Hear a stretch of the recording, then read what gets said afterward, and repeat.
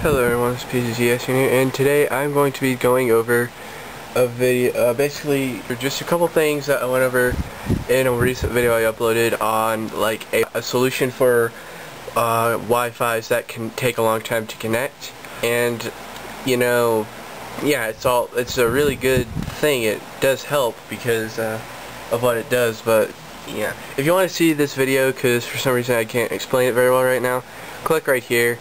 And you can just just click here to figure out how to do it. But basically, let me just real quickly explain what this does and the detail. What this Wi-Fi solution does, as I call it, the Wi-Fi solution, is that, well, when you put your iPod Touch in sleep mode, after about 10 seconds of being asleep, it automatically disconnects from the internet because to conserve battery power. And that's a good thing because it conserves battery power, and the battery on the iPod Touch and iPhone, you have to admit, is very, very bad. So it's a good thing that Apple has noticed that. But you see what this Wi-Fi solution does is it's really just it's really just an MP3 player, and I'm actually running it right now. And you see right now that something's playing, but yeah, you can't hear it playing. I might have to go through a major jump cut here because my battery light on my camera is blinking like crazy. So yes, that's how it works. It's basically just an MP3 file that basically when you play it, it makes no noise. And but yeah, that's basically how it works. It's just a little MP3 player file, but when music is playing while it's in sleep mode, I don't know why this is, but it does not disconnect automatically. It actually stays connected until the music either stops or until, whatever. So yeah, that's that. Now, I've actually been using this little feature that I've added to it for several days now. In fact, several weeks, I should probably say. And I'm just going to be going over some stuff that I have been noticing with my iPod Touch that you might want to know about. Alright, so let's go ahead and get started. Well, one big thing that I've noticed, and this actually something that recently happened made me want to make this video. You see, this thing, when I'm at home, I actually rarely use it. I only use it really if I get an email. It's a convenient way to just pull it up real quick, rather than having to go into your browser and pull up your email and wait 30 seconds for the website to load and yada yada yada. This is just boom, it's right there. So yeah, I like using this as an email client, and I use it also as a Facebook client and a Twitter client to check my Twitter and stuff. And despite the little use I give it, when I'm doing this thing on it, one thing that the Wi-Fi solution also does is it really helps the push.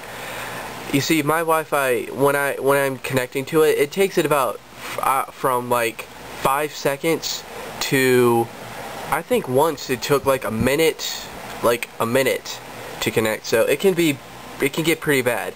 And yes, but the push notifications are much quicker, which is a really good thing. But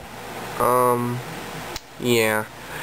However, as I said, as I was explaining what this does, the battery life suffers tremendously. As I said, I rarely use this, and I've already got my battery indicator is already red. But yeah, the battery life does suffer. And another thing you might notice is performance drops. Well, actually for me, the performance seems to be improved, because when it's connecting to Wi-Fi, sometimes you'll just notice a big pause, and then it'll continue the animation that it was currently doing or whatever. That's one thing I noticed, but you will probably notice a slight performance drop. And also, one thing that I should point out, the way you can tell that this is working is by that little triangle next to the battery. Well, watch what happens when I go in to play something like Jelly Car.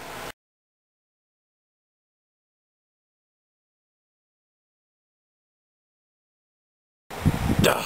Okay. Screw you. I'm playing a video. Yay. Videos are exciting. Yes.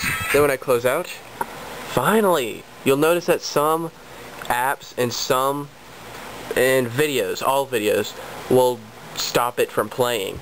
And, you know, when you close out of it, it's no longer running, as you can see. And this is another side effect, that's if you do decide to put album artwork for it for easier, you know, recognition, it will take over your background. See? Like that. So, yeah, that's another downside. But, you know, that is a bit annoying. You have to always sort of check to make sure that the triangle is still there. And all that such. Oh, one other thing I should mention. When you're done playing a video, and you just want to, you know, you like having the double tap feature just to get it started, sometimes it decides to play a different spot in your iPod, which is a little annoying. So, yeah, you might still have to navigate through some menus to find it after playing videos and such. And this also counts for YouTube, although it doesn't, you know, shuffle your iPod or whatever. So, anything else? Now, one thing I'm going to tell you, when your iPod when your iPod is charging, like if you got your iPod plugged into the computer or to the wall, you actually don't need to have this running because it has the same effect. So, yeah. And also, if you're just listening to normal music, and you just have, when you're not using it, you just have music playing on it 24/7, which I'm sure there are people out there who do that. Just leave music playing on their iPhone or iPod Touch for 24/7 pretty much, or close to that. When just standard music is playing, it also has the same effect because those are MP3 files. Basically, whenever an MP3 file is playing, it doesn't disconnect from the internet because it's actually still being active. That's my theory for it, because it's still being actively used in a way. And yeah, but if there's nothing's going on, no music playing, no charging, no nothing, it just decides, you know what, I'm totally idle right now, I'm totally in the pocket, I'm just gonna, I'm totally in the pocket, what the heck, whatever, I'm totally like sitting on the table or sitting in the pocket, I'm just gonna go ahead and disconnect so that way I can conserve battery power. So yeah, that's another thing I believe that this, that's my theory as to why that is the way it is. So, okay, is there anything else I could say, because I don't want this video to be too long. Oh yeah, I'll tell you one more thing. If you do need to use this like during class or something, maybe your school internet, and I would not be surprised about this, maybe your school internet takes a long time to connect, you might want to consider having headphones in or just muting the volume, because I've noticed that whenever music's playing, including this, the keyboard clicks get loud. Listen. Yeah, you can hear, but when I pause it, yeah, they get back to quiet. And I can barely hear this now because I've gotten so used to the loud clicks now because of how diligently I've been doing this. So, yeah, that was also, I also noticed that when I first updated to 3.1 software update, when the keyboard clicks got louder, I could barely hear them. I'm like, what the heck, they're not playing anymore.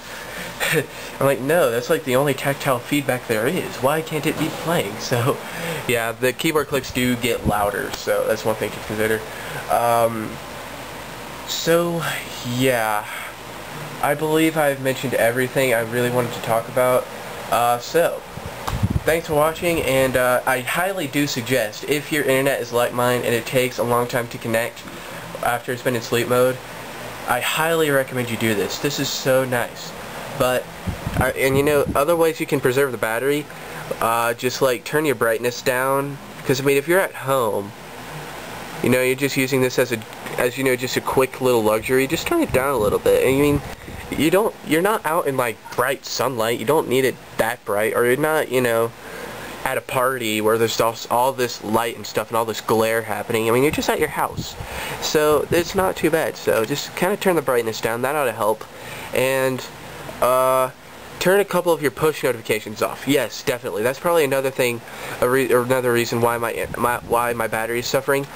One thing I suggest you do eventually, one of these days, just now that I've told you this should be on your mind and you should consider it one day. Go here. Let me show you how to get here. To get to where I just was, go ahead and go to your settings. Then go to your notifications. What you can do is go through here. There's this list. There's these lists of apps go through here, like, let's say for Zippo lighter, me personally, I don't really care, so I'm going to go ahead and turn all that off. Just go through here, and just pick out all your apps, like you got that one turned off. App Miner, yeah, I have that one turned on. Text Plus is turned on, although I really don't use this service, so I'm just going to leave this off for now. And, oops. Oh, Pandora Box, I have all these on. Although that never really plays, so if they never really update you that much, just go ahead and turn them off, because what's the point? So yes, that's one thing you can do. But then another thing you can do, if you go into your settings, if you scroll down to your mail, contacts, calendars, and then just hit fetch new data, you can go in here and you can, manage your push. Yeah, those are just a few little side effects on what this little feature thing that I figured out does. That's all, guys. Thanks for watching. Adios.